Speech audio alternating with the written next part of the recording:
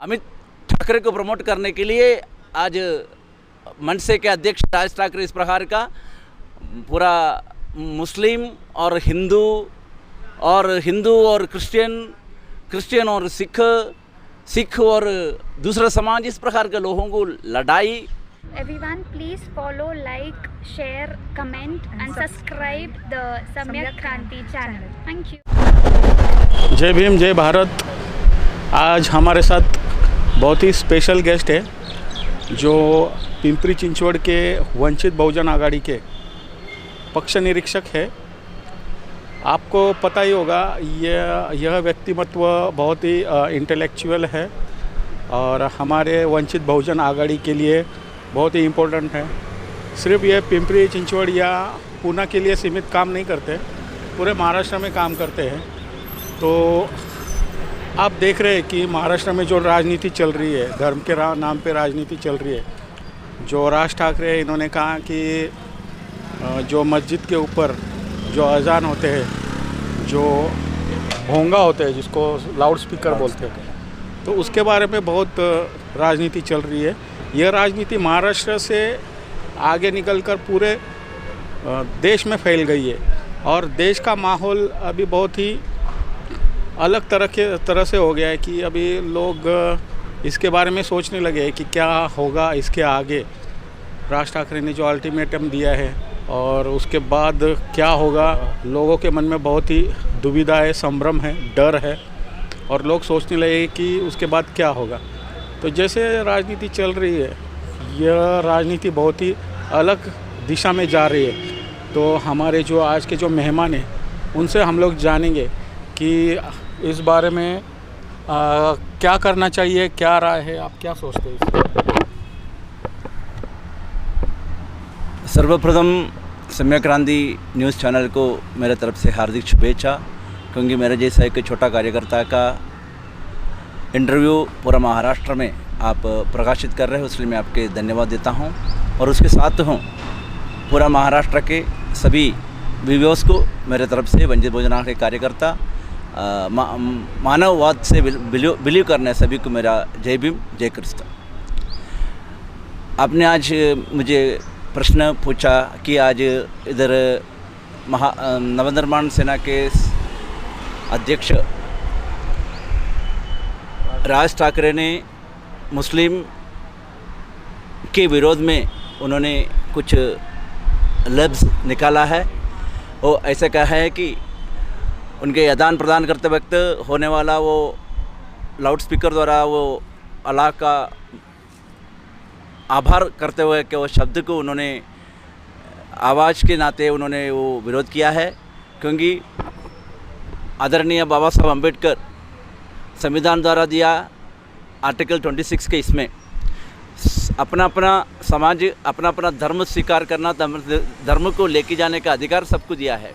इसलिए एक राज ठाकरे के बात से कोई एक महत्व देने की कोई ज़रूरत नहीं, क्योंकि वो सभी धर्म को अपना धर्म कैसा प्रकट करना है, कैसे पालन करना है, इसका अधिकार संविधान द्वारा मेरा ये मौलिक अवकाश है, मौलिक अधिकार है। ये मौलिक अधिकार का खंडन करने का, मौलिक अधिकार के ऊपर ये करने का राज ठाकरे कोई नहीं है। राज ठाकरे का कोई संविधानिक पद नहीं है। ये एक पक्ष का एक कार्यकर्ता के नाते वो उनका बात रखा, लेकिन ये बात रखने का वो उनका बात नहीं है। ऐसा मैं मानता हूँ कि भारतीय जनता पार्टी का और आरएसएस का ये एक उनका पिट्ठू ऐसा मानता हूँ, क्योंकि अमरावती में बबली और बंडी इस प्रकार का काम करता है और मुंबई में बैठ के राज ठाकरे ये इस प्रकार का बात कहा, उसका नुकसान उनके पक्ष का नुकसान हो, क्योंकि एक डायनामिक अध्यक्ष था पुणे में, एक महापालिका में अच्छा काम करता था मनसे की तरफ से, वसंत जी मोरे, उनको वो पार्टी छोड़ना पड़ा। और उसके पहले भी एक अच्छे एक ताई है, मैं आज उनको बहुत रेस्पेक्ट करता है, रूपाली ठोंबरे ताई, वो भी पार्टी छोड़ना है। इस प्रकार के बहुत सारे, क्योंकि वो फ्रस्ट्रेटेड हो कि कुछ बात कहता है कि उनको कोई सब्जेक्ट नहीं है। और फ्रस्ट्रेटेड इसके लिए भी है, उद्धव जी ठाकरे के बेटा आदित्य ठाकरे आज मंत्री है महाराष्ट्र में, वो जगह में वो भी देखते हैं मेरा भी बेटा, क्योंकि बाला साहब का शिवसेना में उन्होंने एक महत्वपूर्ण काम किया, युवक का नेतृत्व किया था।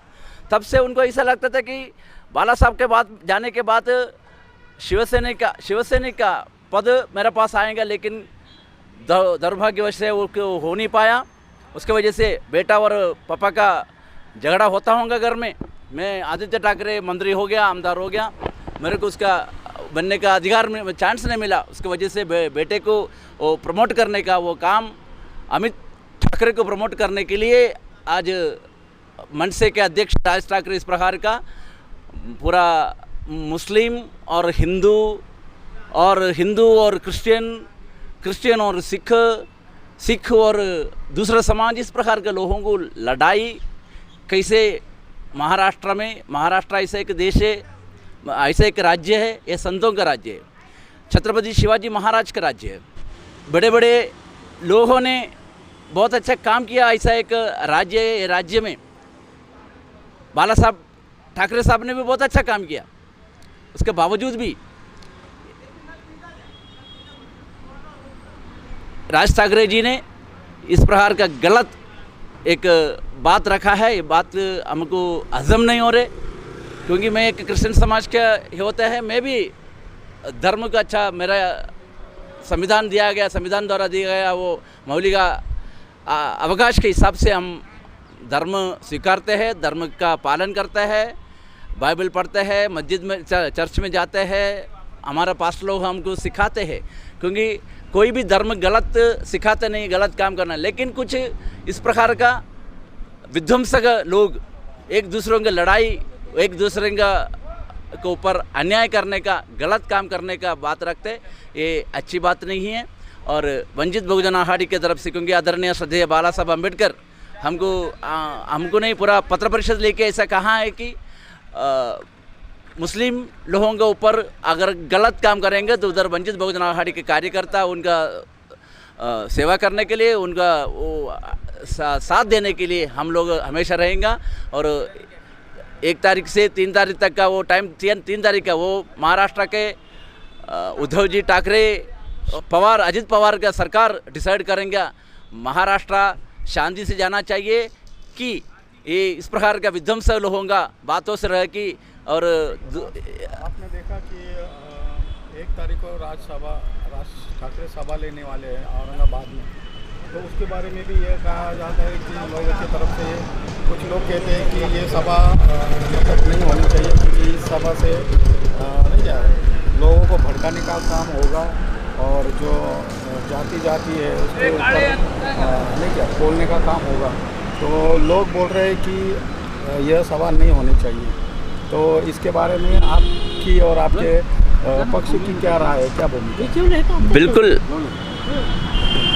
बिल्कुल आप बोल रहे सही है। लोगों के ऊपर एक डर पैदा करने का काम आज राज ठाकरे पूरा महाराष्ट्र में किया गया।